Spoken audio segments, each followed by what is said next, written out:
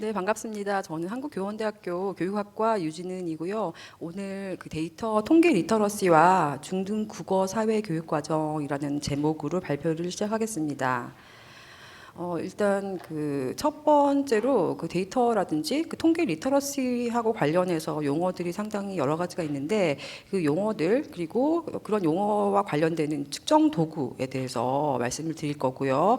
그리고 이어서 중등 국어 사회 교육 과정에서 데이터 리터러시가 어떤 식으로 다루어지고 있는지 그리고 논의로 이어지겠습니다. 먼저 그 현대 사회가 정말 그 너무너무 데이터가 많고요. 그리고 빅데이터 시대라고도 이제 불리는 이제 그런 시대인데 특히 4차 산업혁명 시대에서 그 데이터라고 하는 것이 정말 중요하다. 3차 산업혁명에서 석유가 굉장히 중요한 역할을 했던 것처럼 4차 산업혁명 시대에서는 데이터가 그 석유 역할을 담당한다. 뭐 이런 얘기도 있거든요. 그리고 증거 기반 의사결정이라고 하는 그런 용어를 많이 들어보셨을 것 같은데요. 그 증거에 기반해서 뭐 의사결정을 하는 거죠, 말 그대로. 근데 이때 증거라고 하는 것이 결국은 데이터거든요. 또는 뭐 데이터 분석 결과. 그래서 현대사회 구성원들에게 그 데이터가 너무너무 중요하다. 데이터 리터러시가 중요한 거죠. 데이터를 해석하고 받아들이는 거죠. 그 통계적 문해력이 너무 필요한데 그런데 데이터 리터러시하고 관련해서 너무 용어가 정말 많고 또 다양한 용어가 있기 때문에 다양한 측정 도구도 또 있거든요. 그래서 좀 정리를 좀 살짝 해봤는데요. 2005년에 그 쉴드라는 분은 데이터 리터러시는 사회과학이라든지 경영학에서 좀 주로 쓰인다 이렇게 말씀하셨고요. 그리고 인포메이션 리터러시도 있어요. 이건 뭐 정보 리터러시라고 하기도 하는데 이거를 이제 그 라이브러리 사이언스 도서관학에서는 이런 용어를 썼고 통계 리터러시는 당연히 통계학에서 썼다 이렇게 얘기를 이렇게 정리를 했어요. 그리고 2017년에 그 굴드라는 분은 데이터 리터러시가 통계 리터러시다 똑같다. 뭐 이렇게 또 얘기도 하셨고요. 유네스코에서는 2008년에 인포메이션 리터러시가 그 OECD의 그 주요 그 성인 역량 중에 하나다, 중요하다. 그러면서 인포메이션 리터러시하고 ICT 리터러시를 또 비교했어요. 이때 이때 I는 인포메이션 그대로고요. C가 커뮤니케이션, T가 테크놀로지. 커뮤니케이션이랑 테크놀로지가 더 들어가는 건데 어떻게 정리를 하셨냐면은 ICT 리터러시가 없어도 인포메이션 리터러시는 가능하다. 왜냐하면은 이게 좀 더 ICT가 커뮤니케이션하고 테크놀로지까지 들어가는 거기 때문에 그렇지만 디지털 정보가 증가하기 때문에 ICT 리터러시가 점점 더 중요해진다. 이런 얘기를 2008년에 했어요. 그런데 10년 후에 2018년에는 유네스코에서 디지털 리터러시라고 하는 이 용어를 또 이제 들고 와서 디지털 리터러시가 인포메이션 리터러시, 컴퓨터 리터러시, 네트워크 리터러시 이런 걸 다 포괄하는 용어다 이렇게 정리를 또 했거든요. 그래서 용어가 너무 많고 다양하고 그렇지만 내용들은 또 오버랩이 정말 많이 되는 뭐 그런 상황이거든요.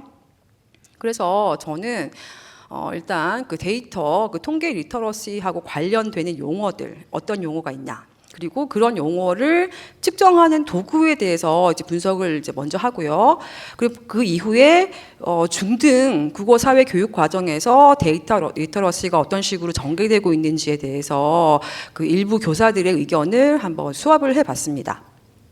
데이터 통계 리터러시 관련 용어로는 여기 지금 썼지만 통계 리터러시, 그러니까 스태티스티컬 리터러시, 데이터 리터러시, 인포메이션 리터러시, 미디어 리터러시를 하는 것도 있어요. 그다음에 ICT 리터러시, 디지털 리터러시 뭐 이렇게 용어들을 한번 정해봤고요. 그러니까 먼저 그 통계 리터러시예요. 여기 지금 통계 교육원이니까 통계 리터러시에 가장 이제 관심이 많으실 것 같아가지고 이걸 먼저 이제 했는데 또 이 용어가 가장 또 그 뭐 2002년 그러니까 이미 20년 전에 뭐 겔이란 분이 그러니까 정리를 또 했더라고요. 그 전에 또 이제 앞에 보면은 2010년대에 서구에서 그러니까 영국이라든지 뭐 미국 이런 그 통계 교육 학회도 있거든요. 그 통계 교육 학회에서 통계 교육을 개혁해야 된다. 그러니까 통계교육 개혁 운동이 일어났더라고요. 저는 몰랐는데 이거 준비하면서 알게 됐는데요. 그래서 통계교육 어떻게 개혁해야 되지? 되게 궁금해서 봤는데 거기서도 어떤 식으로 나오냐면은 그 실제 그 사례 중심으로 좀 가면 좋겠다. 그리고 수행 평가를 또 하는 게 좋겠고 왜 전공자, 비전공자에게, 전공자가 아닌 사람들에게 이론을 그렇게 뭐 열심히 가르치냐. 예를 들면은 뭐 중심극한 정리라고 하는 거 뭐 아실 것 같은데, 중심극한 정리를 그 지금 왜 가르치냐. 그거 왜 필요하냐. 그리고 또 표준 정규 분포표에서 그 확률 구하는 거 이런 거 저는 이제 막 시켰거든요. 학생들한테. 지금 왜냐하면 제가 그렇게 배웠기 때문에 제가 배운 대로 그냥 그렇게 가르치고 있는데, 근데 이런 이제 그 뭐 논문들 읽어 보니까 지금 이거 다시 그러면은 다 빼야 되나? 다 빼고 이제 지금 교재를 새로 구성을 해야 되나? 이런 생각을 지금 하고 하게 됐어요. 그래서 물론 이제 뭐 서구에서 그 어떻게 보면 이제 우리나라 학생들만큼 그 학생들이 그렇게까지 아주 우수하지는 않다고 생각을 한다면, 그러니까 왜냐면 이제 우리나라 학생들이 수학이나 뭐 과학 잘한다고는 하거든요. 아까 뭐 팀스라든지 뭐 피사 이런 데서 보면은 아직도 잘하고 있어요. 살짝 성적이 떨어지고는 있지만 그렇지만 아직 잘하고 있기 때문에 우리가 그렇게 뭐 잘 못하는 나라. 미국도 그렇게 잘하지는 못하군요. 그 평균 점수는 별로 높지 않아요. 그러니까 그런 나라를 따라해야 되는 것이냐, 뭐 그런 의문을 가질 수는 있지만, 그렇지만 저도 지금 이제 그 한국교원대학교에서 제가 이제 통계 가르치고 있거든요. 통계 가르치고 있는데 상당히 그래도 우수한 학생들이고, 그리고 특히 그 대학원생들은 현지 교사들인데 정말 우수한 분들인데 통계를 정말 어려워하고 되게 힘들어하거든요. 그러니까 되게 진입장벽이 정말 높은 것 같은데, 근데 이런 분들에게 정말 이론적인 거를 이렇게 계속 굳이 가르쳐야 하는 것인가? 그런 이제 근본적인 좀 의문을 저도 이제 지금 가지기 시작했어요. 어쨌든 2010년대 그 통계교육 개혁 운동에서는 통계적인 문해력, 사고력이 중요한 거지, 실제로 뭐 데이터 분석하고 이런 거 뭐 이론적으로 뭘 알고 이런 거보다는 결국은 그 실제 생활에서 우리가 그거를 이제 쓸 수 있고, 그리고 이게 중요하다는 걸 알고 있는 거, 그게 중요한 거 아니냐. 근데 이제 통계 리터러시이기 때문에 아무래도 통계 부분이 좀 더 강조는 돼 있어요. 여기 지금 보시면은 그 게일이란 분이 2002년에 이제 정리한 거 보시면은 크게 두 개로 정리했거든요. 그 지식 부분하고 그다음에 뭐 기질적인 뭐 약간 좀 이제 정의적 영역 부분. 지식 부분에 보시면 첫 번째가 리터러시 스킬즈. 그러니까 이제 문해력 부분이 들어가고요.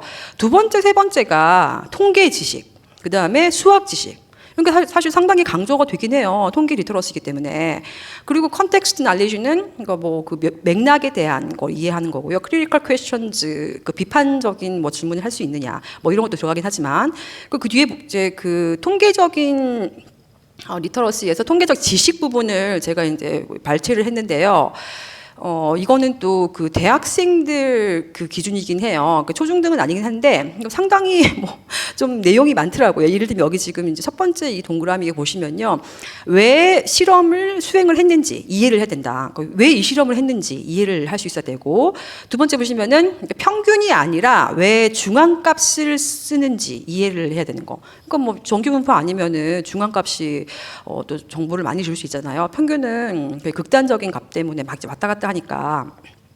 그리고 세 번째 보시면은 그래프를 뭐 문자 그대로 이해할 수 있어야 되는 거는 당연한데 그 이상으로 이제 또 이해를 할 수 있느냐, 그 이상 비하인드 데이터라고 하는 거는, 그러니까 여러분들 아시다시피 그래프가 굉장히 사람을 속일 수 있잖아요. 그래프 축을 막 이제 뭐 다르게 하면은 정말 변화가 없는데 변화가 진짜 많은 것처럼 보게 할 수도 있고, 그 축을 또 이제 뭐 정말 좁게 하면은 변화가 진짜 원래는 많은데도 거의 변화 없는 것처럼 보이게 할 수도 있고, 사실 뭐 그런 거를 뭐 잘 모르면 속을 수 있는데, 이제 그러니까 당연히 이런 식으로 그 그래프를 잘못 이해하지 않도록 미스리딩하는 이제 뭐 이런 일이 없도록 하는 능력도 필요하다는 거죠. 그 네 번째 보시면은 뭐 이거 조금 어려운 것 같긴 한데, 이 부분도 그 확률에 대해서 기본적인 이해를 해야 된다. 그러니까 뭐 확률에 대해서 뭐 부작용, 뭐 어떤 뭐 그 정보에 대한 부작용도 이제 알 수 있어야 되고, 제일 마지막 거는 심지어 그 statistical significance, 그러니까 이제 통계적 유의성, 사실 되게 좀 어려운 개념인 것 같은데 이거에 대해서도 이제 뭐 이해할 수 있어야 된다. 뭐 이런 내용까지 나오거든요. 그러니까 이건 이제 대학생들 기준이긴 하지만 통계 리터러시에서는 이런 이제 그 통계적인 지식 부분이 상당히 이제 강조가 되고는 있어요. 그리고 다음으로 데이터 리터러시로 넘어가는데요. 데이터 리터러시를 그 굉장히 막 정말 아주 뭐 온갖 논문들하고 보고서를 정리를 한 그 리스데일이라고 하는 분하고 그 동료들이 2015년에 정리를 했는데 그런 논문들을 가지고는 논문에 나오는 키워드를 가지고는 이제 워드 클라우드 분석을 했는데 여기 보시면은 당연히 이제 데이터니까 데이터가 이렇게 큰 글씨로 이렇게 나오죠. 파란색으로. 바로 그 위에 보시면은 스태티스틱스도 있어요. 그러니까 통계가 있고 뭐 questions도 있고 information, understanding, evaluate 뭐 이런 단어들이 이제 뭐 관련 단어로 중요한 것들이 나오는 거죠. 그래서 이것도 좀 특징적으로 봤고요. 코텔리라는 분은 데이터 리터러시의 중요한 부분들을 이렇게 정리를 했는데 이때 파란색, 빨간색은 뭐 의미는 없어요. 그냥 의미는 없고 그냥 똑같은 그 위계인데요. 데이터 관리도 들어가고 뭐 질 관리, 그다음 데이터 큐레이션, 재사용, 데이터 분석, 데이터 윤리, 데이터 발견과 획득, 데이터 변환 및 상호 운영성, 메타데이터, 데이터 보존, 데이터 시각화 이런 것들이 데이터 리터러시의 이제 그 구성하는 부분들이다 이렇게 정리를 했고요. 아까 이제 똑같은 리즈데일인데요. 리즈데일은 조금 더 이제 이걸 위계를 만들었어요. 그래서 보시면은 5가지 일단 그 까만색 여기 지금 있는 것들인데요. 처음에 이제 컨셉추얼 프레임워크부터 시작해가지고 컨셉추얼 프레임워크는 그 데이터에 대한 뭐그 개론이죠. 뭐 인트로 투 데이터가 되는 거고 데이터 이제 수집을 하고 데이터 매니지를 하고 그 평가를 하고 적용을 하는 거 이렇게 그 위계로 이렇게 올라가는 거죠. 올라가는데 이때 그 색깔도 의미가 있는 게요. 파란색은 그 난이도가 쉬운 거예요.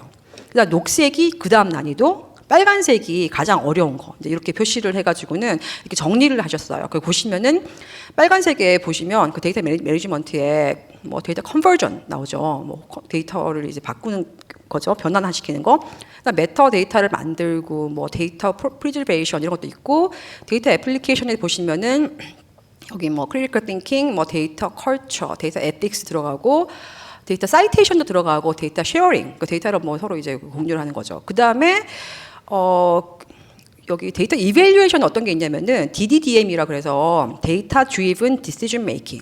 결국은 이제 이게 뭐 에비던스 뭐 베이스드 디시전 뭐 메이킹이랑 같은 건데요. 같은 거로 생각하는데 데이터 기반해 가지고 의사 결정을 하는 거죠.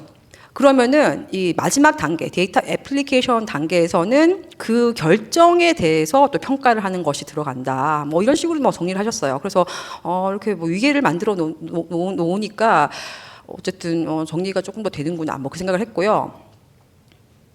그 다음에 이제 인포메이션 리터러시인데요. 이것도 이제 아까 보여드린 것처럼 뭐 파란색, 빨간색이 특별한 뭐 위계라든지 이런 거 보시는 거 아니고요. 그냥 이제 예쁘게 하려고 이렇게 만든 것 뿐이고, 그 인포메이션 리터러시에서는 그 이게 볼드란 분이 정리를 하신 건데, 그 저자 연락 정보가 있냐. 그러니까 이제 결국 믿을 만한 정보냐 이런 거 말씀하시는 것 같아요. 그 다음에 온라인에 정보를 게시하는 목적이 뭐냐.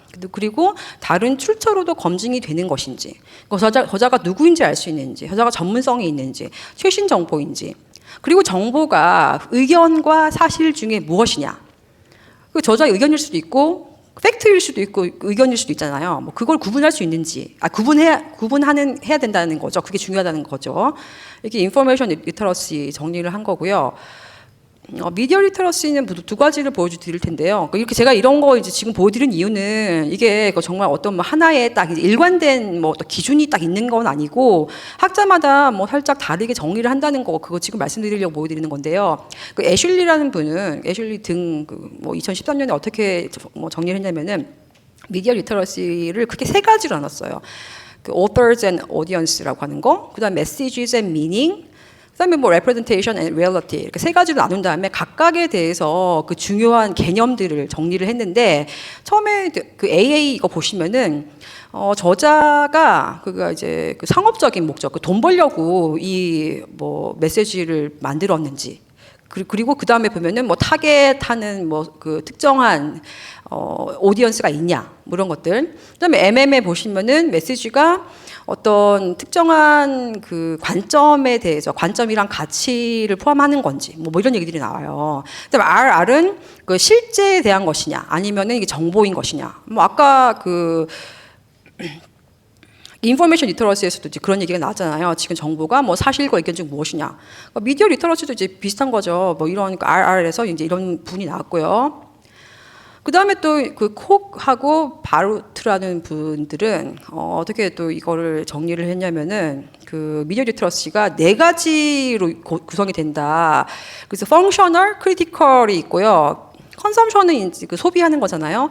그 프로섬션이라고 하는 거는 이거는 1980년에 그 엘빈 토플러가 만든 용어래요. 소비도 하고 생산도 하는 거를 그 프로스머 이제 이렇게 얘기를 하는데 그 소비도 하고 생산도 하는 이제 그런 사람 그런 거를 그 프로섬션이라고 하면서 이것도 펑셔널 크리티컬로 나눈 거죠. 보시면은 그 여기는 문항들인데요. 문항이 훨씬 많은데 처음에 2개 문항들만 여기 제시를 했거든요. 그러니까 FC에 보시면은 내가 그 미디어에서 그 필요한 정보를 어떻게 그 설치하는지 안다. 그 다음에 뭐 미디어의 그 변화를 내가 캐치업할 수 있다. 이게 FC 문항이고요. CC 문항은 그 미디어의 뭐 다양한 뭐 다른 기능들을 구별할 수 있다. 그리고 이것도 이제 광고 뭐 목적이 있는지 아닌지 내가 판별을 할 수 있다. 이렇게 CC에 들어가고 그 FP는 그 내가 그 뭐 내 선호에 따라서 그 정보 미디어 정보를 평가할 수 있다 이런 문항. 그 다음에 미디어 내용을 미디어 그 개발하는데 필요한 하드웨어를 나는 활용할 수 있다. 이게 이제 FP 문항. 그 CP 문항에서는 미디어 인바이런먼트, 소셜 미디어 인바이런먼트에 내가 이제 참여함으로써 다른 사람들한테 영향을 이제 끼칠 수 있다. 그리고 뭐 비슷한 내용들, 뭐 이런 것들이 들어가거든요. 그러니까 미디어 리터러시는 이제 이런 것들이 들어가는구나. 그리고 이제 ICT 리터러시인데요. 유네스코가 되게 이제 큰 단체이기 때문에 이 ICT 리터러시 되게 뭐 다양한 정의 중에 유네스코 이 정의를 지금 여기 보여드리는데요. 유네스코는 정보의 질을 평가를 하고 효과적이고 윤리적으로 정보를 사용하고 필요한 정보가 무엇인지 인식을 해야 되고 정보 저장, 인출 이것도 이제 중요하고요. 정보를 바탕으로 하는 지식의 생성과 공유 뭐 이런 것들이 중요하다고 정리를 했습니다. 그리고는 이제 디지털 리터러시인데요. 처음에 제가 말씀드렸다시피 원래 그 유네스코에서 2008년에 ICT 리터러시가 중요하다 이렇게 얘기를 한 다음에 2018년, 그러니까 10년 후에 디지털 리터러시라고 하는 거 이걸 이제 들고 나왔는데요. 여기 보시면은 디지털 리터러시가 뭐냐? 여기 지금 영어로 되어 있긴 한데. 인포메이션, 그러니까 정보에 접근을 하고, 접근하고, 매니지하고, 이해하고, 통합하고, 정보를 서로 이제 의사 교환을 하고, 평가하고, 창출해내는 거. 그런 능력이라는 거죠. 그리고 이거를 안전하게, 그리고 적절하게 해야 되는데, 뭘 통해서 하냐면은, 여기 이제 디지털 테크놀로지라고 하는 게 들어가요. 그러니까 디지털 기술을 활용을 해서 정보를 이런 식으로, 이런 거 저런 거 다 할 수 있는 능력들을 포괄을 한다. 그리고는 여기서 좀 강조하는 부분이, 인플로이먼트. 그러니까 취직을 할 때 이게 필요하다는 거죠. 그리고 뭐 좀 괜찮은 직업 없고, 또는 뭐 사업할 때도 필요하다. 그러니까 이게 뭐 단순히 그냥 뭐 이론적으로 알고 이제 끝내는 게 아니라 결국 자기 그 삶에서 이거를 활용을 해야 된다는 이제 그런 부분인 것 같아요. 그 보시면은 여기서 이제 컴퓨터 리터러시, ICT 리터러시, 인포메이션 리터러시, 미디어 리터러시 이런 걸 전부 포괄하는 용어라고 유네스코에서 이렇게 그냥 딱 이제 얘기를 했어요. 이거는 직접 제가 인용한 거거든요. 제가 한 말이 아니고 유네스코가 이제 이렇게 정리를 했어요. 근데 이거 보면은 그 데이터 리터러시 여기 안 들어가나? 저는 맨 처음에 그 생각을 했어요. 여기 보면은 뭐 컴퓨터, ICT, 인포메이션, 미디어밖에 없잖아요. 데이터 리터러시 안 들어가나 했는데 이 보고서 되게 두꺼운데 그걸 자세히 읽어보면은 데이터 리터러시가 들어가요. 여기 지금 이제 이거는 이미수 등 이제 이 연구에서 정리를 그냥 한 건데요. 한글로, 우리말로. 여기 세 번째, 이 부분이 유네스코에서 이제 그 정리한 거를 한글로 그냥 번역한 건데, 여기 보시면은 두 번째, 정보와 데이터 리터러시라고 하는 그 하위 요소로 디지털 리터러시 안에 또 넣었더라고요. 이거 넣었으면서 왜 여기 이 앞에는 또 안 넣었나? 그 생각을 막 했는데, 모르겠어요. 이런 거 물어보고 싶어요. 유네스코에. 여기는 왜 데이터 리터러시 안 넣었어? 물어보고 싶은데, 그러니까 뭐 비슷하다고 생각했던 것 같기도 하고요. 어쨌든 이 하위 요소로 데이터 리터러시가 들어가면서 여러 가지 뭐 장비 사용도 해야 되고 소통과 협업 이게 들어가고요. 소통. 그러니까 단순히 그냥 혼자 아는 게 아니라 내가 아는 정보를 다른 사람들하고 서로 그 의사소통을 해야 되는 거죠. 서로. 왜냐면은 의사 결정을 할 때 나 혼자만 하는 게 아니고 중요한 결정은 많은 사람들이 하는데 내가 알고 있는 지식과 내용을 다른 사람들한테 이해를 시키고 설득을 하는 부분 뭐 이런 부분이 굉장히 중요한 거죠. 현대 사회에서. 그리고 디지털 콘텐츠 창조도 들어가고 뭐 세이프티 뭐 그다음에 문제 해결하고 뭐 커리어 관련 뭐 이런 것들 뭐 전부 다 포괄을 시켰습니다. 그 외에 뭐 보시면은 그러니까 지금 현재 그 디지털 리터러시라고 하는 이제 이 용어로 해가지고 연구들이 좀 최근 연구가 좀 많은 편이라는 걸 알게 됐고요.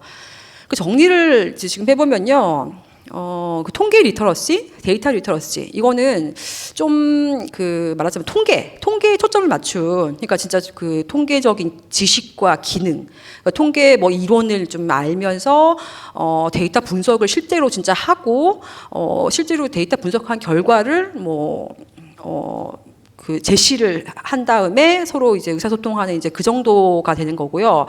인포메이션 리터러시랑 미디어 리터러시는 이거는 조금 더 그 뭐랄까 실제 데이터 분석보다는 일단은 이제 뭔가 그 데이터 분석한 그 결과로부터 시작을 한다고 생각하시면 될 것 같아요. 그 분석의 결과를 가지고는 그 정보를 뭐 게시를 하고 뭐 의사소통하는 부분.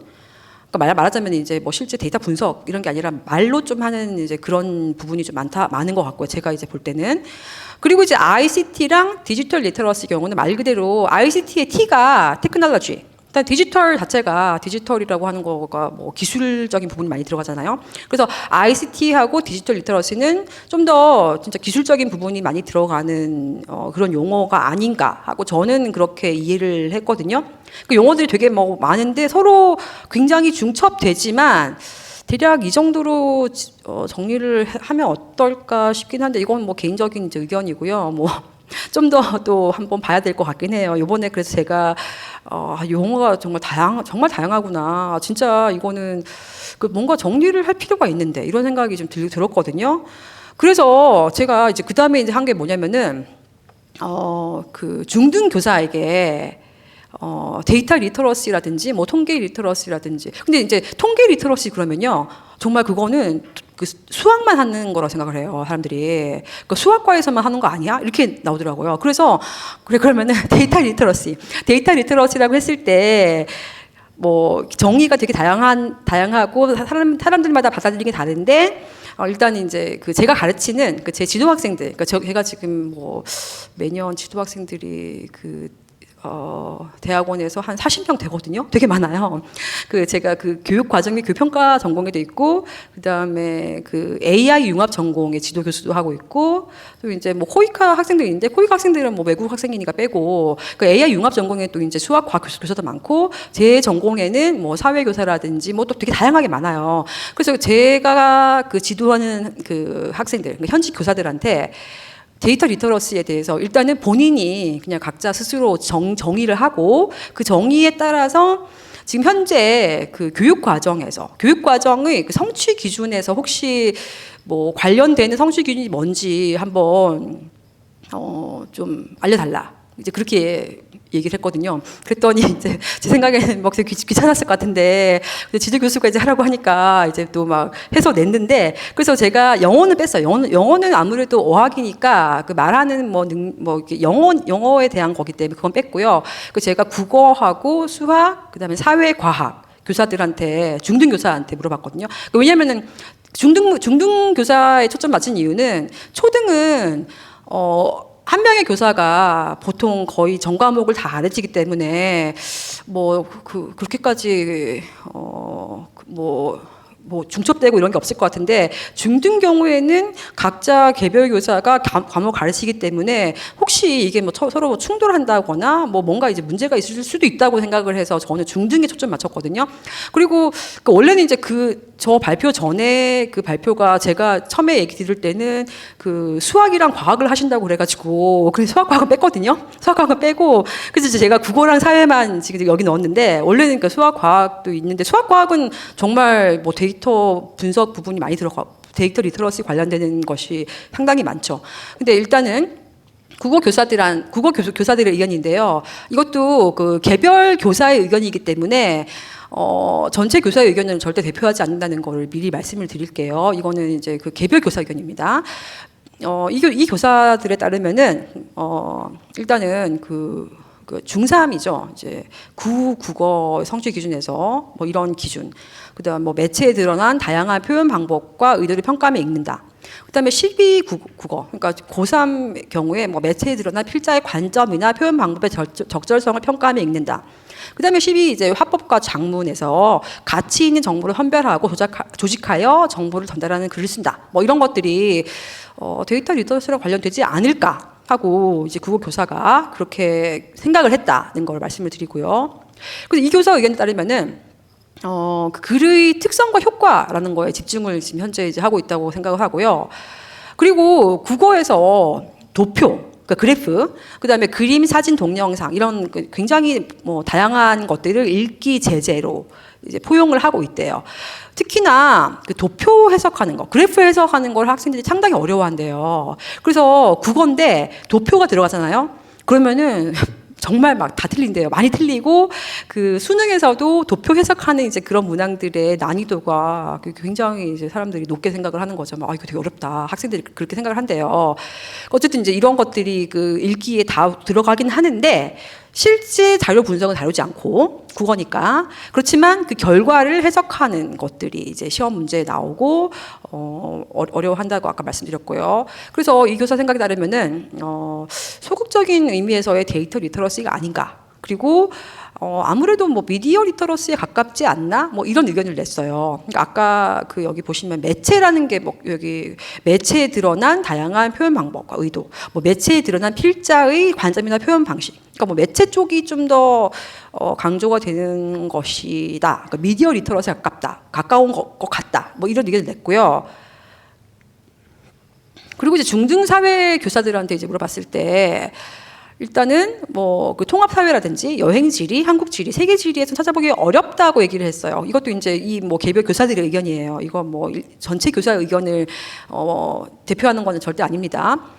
그리고 이제 이 교사들이 생각할 때는 그렇지만 현재 그 사회과제 연구라고 하는 수업이 있는데 이게 진로 선택 과목이고 그 이 과목이 뭐냐면은 1년 동안 학생들이 연구 주제를 선정을 한 다음에 진짜 실제로 연구를 진행을 하는 거예요. 연구 문제가 이제 있고 뭐 데이터를 수집을 하고 그다음에 분석을 하고 뭐 결론을 내고 뭐 이런 쫙 1년의 그 딱 이제 그 과정이 진행되는 그런 수업이 있는데 이건 수행 평가 100%이기 때문에 뭐 이런 수업에서는 데이터 리터러시랑 관련한 교육들을 충분히 할 수는 있다고 생각을 한다. 그러나 현재 그 공간을 확보하는 것이 또 어렵다. 예를 들면은 어떤 이제 프로그램, 뭐 SPSS라든지 뭐 R 같은 이런 프로그램을 사용하려고 하면은 학교당 컴퓨터실이 하나밖에 없는데 한 실에 25개 컴퓨터가 있는데 이게 이미 그러니까 뭐 정보 기술 과정 뭐 이런 교과에서 활용을 이미 다 하고 있대요. 그래서 지금 사회 교과에서 뭐 이거 하겠다고 그러면은 뭐 사회에서 뭐 이런 걸 또 해야 되냐 뭐 이런 얘기를 들을 수도 있다. 그리고 이제 시설을 이제 구축을 할 때 그러니까 결국 예산이 필요한 것이 아니냐 뭐 이런 의견을 냈고요. 그리고는 또 이제 아까 말씀드린 것처럼 이렇게 중등에서 교사들이 각각 자기들이 가르치는 과목이 다른데 여기저기서 중구난방으로 막 이제 하게 될 때 교육과정 과부하 우려가 있지 않냐 이런 얘기를 했어요. 그리고 이 교육이 뭐 핵심 역량인지 뭐 교과 역량인지 아니면 교과 수업에서 하는 건지 아니면 창체에서 하는 건지 창의적 체험 활동에서 하는 건지 뭐 이런 것들에 대해서도 의문이 있다는 거예요. 그리고 국가교육과정이 뭐 핵심 역량이라고 하는 게 있는데 이게 또 지역교육과정에서의 지역 역량 사회니까 이게 또 중요하잖아요. 그리고 교과의 교과 역량 이런 것들하고 봤을 때 연계성을 고려해야 되는데 근데 데이터 리터러시랑 도대체 이 중에 뭐 어떤 식으로 제시가 되어야 되고 뭐 어떻게 서로 연결이 되는 거냐. 그러니까 데이터 리터러시가 교육을 통해 성장을 시켜야 하는 역량이냐 아니면은 다른 역량을 성장시키기 위한 교육의 소재인가 뭐 이런 질문을 저한테 하더라고요. 저는 잘은 모르겠지만 두 개 단 것 같은데 싶은 생각을 하지만 뭐 일단은 그래 현재 교사들이 이런 의문이 있구나. 그리고 또 이제 타 역량하고의 연계를 시킬 때 너무 혼란스럽다는 거예요. 정말 헷갈린다. 특히 이제 2022 개정 교육과정에서 빅데이터와 인공지능 강조를 하는데 그래서 뭐 교사들 중에서 코딩 교육이 중요하다라고 하는 교사가 있고 미디어 리터러시 중요하다. 근데 이제 만약에 뭐 데이터 리터러시 중요하다고 얘기를 한다면은 그럼 이런 것들이 어떤 관계가 있냐 서로. 그리고 이미 나와 있는 여러 가지 뭐 이제 그 능력들이 중요한 능력이 있잖아요. 뭐 논리적인 뭐 능력, 사고력, 비판적 수리적인 뭐 사고력, 뭐 이런 것들하고 데이터 리터러시는 서로 도대체 뭐 어떻게 연관이 되어 있냐. 이런 거에 대해서 굉장히 좀 근본적으로 어려워하고 힘들어하고 뭐 좀 혼란스러워하는 이제 그런 느낌을 받았습니다. 그래서 저는 일단 이제 논의인데요. 굉장히 다양한 용어들이 있고 내용들은 중첩이 되는데 이거를 어떻게든 정리를 좀 해야 되겠다는 생각을 하기는 지금 하고 있고요. 그리고 두 번째 거는 살짝 이제 이게 조금 그 방법론적인 내용이거든요. 그러니까 제가 뭐 측정 평가 통계 뭐 이런 거 전공했기 때문에 어떤 이제 용어가 있을 때 용어를 측정하는 도구를 만들려면은 그 측정 도구가 그 신뢰도하고 타당도가 높아야 되는데 타당도라고 하는 거, 그 validity, 그 증거를 얻을 때 CFA라고 하는 기법을 쓰거든요. 이게 확인적 요인 분석이라고 하는 기법이에요. 근데 이 기법이 어떻게 되냐면은 그렇죠. 보통 이제 그 도구 개발을 할 때 뭐 이론도 있고 선행 연구, 그 다음에 그 사람들한테 의견도 이제 구하고, 그래서 이제 도구를 개발할 그 문항들을 개발을 하거든요. 그러니까 예를 들어 문항을 뭐 처음에 한 뭐 200개를 개발했다. 그래서 200개를 가지고는 통계적 분석을 하는 거죠. 자료 모아가지고. 그러면은 원래는 이제 더 중요한 내용들이 이제 그 하위 요인들로 들어가 있어야 되는데. 제가 생각할 때는 혹시 이게 그 샘플의 뭐 약간 특이성이라든지 뭐 샘플링 플럭추에이션 뭐 이런 문제 때문에 중요한 그 하위 요인, 그 중요한 문항인데도 탈락되는 경우가 있을 것 같아요. 제가 볼 때는 그럴 것 같거든요. 그래서 이거 CFA를 오히려 적용했기 때문에 진짜 뭐 밋밋한 이런 결과가 맨날 나오는 것이 아닌가? 그리고 이제 되게 스몰 샘플로 하게 되면 이런 문제가 더 심각할 것 같거든요. 그래서 그 도구 타당화를 할 때 데이터 스플릿이라고 하는 걸 해서 좀 더 일반적인, 진짜 일반화할 수 있는 그런 도구를 만들어야 되는 거 아니냐? 아닐까. 그리고 그렇게 하려고 하면은 진짜 그 라지 스케일 데이터, 대용량 자료로 이제 들어가야 되고요. 그리고 이런 걸 하려고 하면은 따라서 이제 개인 차원에서는 하기 어려워요. 라지 스케일 데이터는 정말 개인이 뭐 수집하는 게 너무 어렵거든요. 그 기관 차원에서 연구가 필요한 것이 아닌가 이런 생각을 했고요. 그리고 또 이런 다양한 그 데이터 리터러시, 그러니까 통계 리터러시랑 관련한 검사 도구들을 이렇게 쫙 이제 리뷰를 하면서 보니까 어떤 검사 도구는 아까 이제 보여드린 문항들은 주로 이제 결국은 그 자기 보고식이잖아요. 나는 뭐 할 수 있다. 나는 이런 능력이 있다. 뭐 나는 뭐 이런 성향이 있다. 1에서 5까지 뭐 리커트 스케일에서 뭐 매우 동의한다부터 뭐 전혀 그렇지 않다. 뭐 이렇게 하는 그런 셀프 리포트 문항이 물론 대다수긴 한데, 그렇지만 또 어떤 뭐 도구들은 좀 더 잘 만들려고 했던 도구들 경우에는 실제 지식이라든지 기능을 평가하는 문항들도 있더라고요. 예를 들어서 별건 아닌데 보면 별거 아니에요. 유튜브에서 가장 최근 정보가 뭐냐? 그러면 이제 유튜브 화면을 딱 이제 띄우고는, 그러니까 캡처한 거를 보여주고는, 그러니까 게시 일자들이 막 나오잖아요. 그러면 이제 학생이 그걸 딱 이제 그 체크를 그러니까 제일 그 최근에 게시된 그 유튜브 동영상이 뭐냐라고 하는 선택을 하게끔. 쉬운 예는 이런 거예요. 그래서 실제로 진짜 학생들이 정말 그 정보에 대해서 그 정보의 특성들을 판단을 할 수 있냐, 파악을 할 수 있는지를 물어보는 실제 그 지식 기능 평가 문항 이런 것들이 들어갈 수 있다면 더 의미가 있겠다. 그러니까 자기가 그냥 뭐 자기 보고식으로 하는 거는 어떤 사람은 되게 자기에게 관대하고 어떤 사람들은 또 되게 또 막 깐깐하게 조금 못하면은 난 못한다고 생각하고 안 그렇다 생각하고 그러면서 뭐 체크를 뭐 사실 자기가 그냥 하는 거니까 뭐 그런 부분이 또 있겠다 생각을 했고요. 그리고 이거는 오늘 안 그래도 이제 아까 쉬는 시간에 뭐 특정 뭐 출판사를 뭐 이렇게 광고를 하면 안 된다 이런 얘기가 아까 뭐 관계자들 분들과 얘기를 했는데, 이렇게 되면은 괜히 뭐 이 책 뭐 광고하는 것 같은데 전혀 광고는 아니고, 제가 이제 이 책을 이렇게 보여드린 이유는 혹시 이 책 읽어보신 분들이 있는지 모르겠는데, 신호와 소음이라 그래서 이 책을 쓴 분이 네이트 실버라고 데이터 사이언티스트예요. 그러니까 이제 데이터 과학자 뭐 이런 분인데, 이분이 그 미국의 대선을 굉장히 정말 거의 정확하게 예측을 해가지고 갑자기 하루아침에 그 벼락 스타가 된, 진짜 그런 벼락 스타라는 말을 쓰나요? 갑자기 벼락 부자 나는데, 예, 하여간 갑자기 유명해진 그런 분인데, 그래서 저도 이제 이 책이 유명하다 그래가지고 한번 읽어봤어요. 근데 저는 이제 이 책 읽었을 때 느낌이, 뭐 일단 너무 두껍고, 그 다음에 너무 쓸데없이 막 말이 많은 거예요. 그래서 왜 이렇게 쓸데없이 말이 많고, 뭐 똑같은 얘기를 또 하고 왜 그러는 건가? 저는 그런 생각했거든요. 근데 저는 이제 이 내용을 잘 아니까 똑같은 얘기를 뭐 하나 싶은데, 전문가가 아닌 사람들 경우에는 이게 이제 되게 다양한 예시들을 제시를 하면은 그 중에 하나 자기한테 얻어 걸리는 게 있는 거예요. 자기랑 관련되는 예시가 있으면은, 그러면 그게 딱 이제 와닿으면서 이해가 된다는 거예요. 그래서 사실은 하는 말은 이렇게 예측이라고 하는 게 뭐 되게 뭐 중요하고, 뭐 데이터 분석할 때 뭐 주의할 점이 어떤 게 있고 뭐 이런 것들인데, 그거를 굉장히 정말 자세하게 뭐 다양한 예시로 일반인들의 수준에서 풀어서 쉽게 썼다는 거, 그게 이제 이 책의 장점이거든요.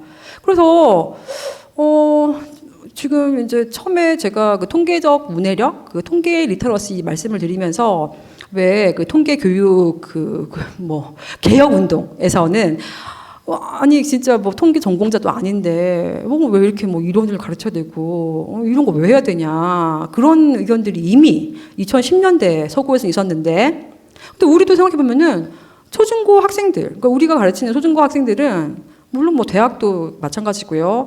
결국 지식 소비자인 셈이거든요. 물론 뭐 지식 생산을 하려면 뭐 할 수도 있겠지만, 일단은 대부분은 이제 지식 소비. 그러니까 직접 뭐 데이터를 모으고 해석하고 뭐 분석하고 해석하고 이런 것도 물론 할 수는 있겠지만, 그거보다는 남들이 모아놓은 데이터를 분석해 놓은 결과를 보고는 그걸 제대로 이해하고 해석하고 자기한테 맞게 이렇게 받아들이는 거. 그러면 지식 소비를 하는 사람들이다. 그렇다면은 전문적인 통계 지식이라든지 프로그래밍 기술을 막 열심히 막 가르치고 이런 것보다는 통계적 문해력, 사고력을 키워주는 게 더 중요한 것이 아니냐, 그런 생각을 하게 됐어요. 사실 저는 또 이제 이번 학기에 인천 뭐 시민대학인가? 뭐 이제 그런 데가 있어가지고, 거기서 그 제목이 뭐였더라?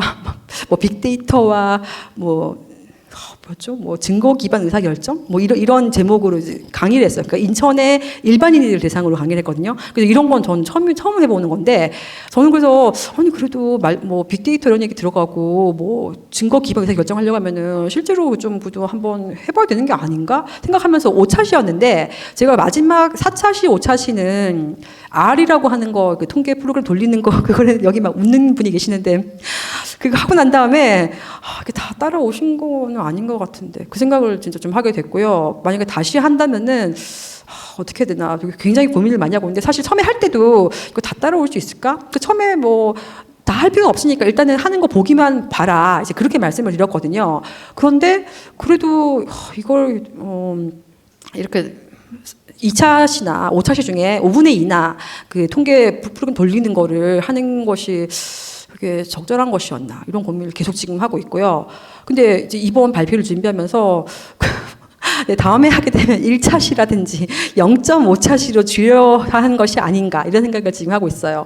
그래서 우리는 어쨌든 뭐 통계, 물론 뭐 그 중에서 통계를 전공하는 학생들도 당연히 있겠지만, 그거보다는 그냥 교양 수준에서 통계가 정말 중요하고 데이터 문해력이 중요하다는 것을 알게끔 하는 것이 진짜 필요한 거 아닌가. 그래서 양질의 정보를 솎아내고 잘못된 정보에 현혹되지 않도록. 그래서 모르면 속이면은 그냥 속는 거잖아요. 잘 모르니까 누가 그렇게 얘기하면은 그래? 그러면서 그냥 속게 되는데 아까 뭐 그래프 예시도 그래프 축을 그냥 바꾸면은 너무너무 쉽게 속일 수 있거든요. 그러니까 그런 잘못된 정보에 현혹되지 않도록. 그래서 이게 정말 중요한 거니까 이미 수학이라든지 특히 뭐 수학은 물론이고 뭐 과학에서도 뭐 통계 리터러시, 데이터 리터러시 강조되고 있긴 있는데 국어와 사회 교과에서도 이렇게 중요하다면 어느 정도 좀 다뤄야 되지 않나 이런 생각을 하고 있고요. 그렇지만 수업하고 평가할 때 혼란을 줄이기 위해서 뭐 이런 관련 용어들을 이제 정의하고 구분하는 게 필요하고 특히 중등학교 현장에서는 그 교과 간 협의를 좀 해야 될 필요가 있지 않나 뭐 이런 생각을 해봤습니다. 네, 이상으로 그 발표를 마치겠습니다.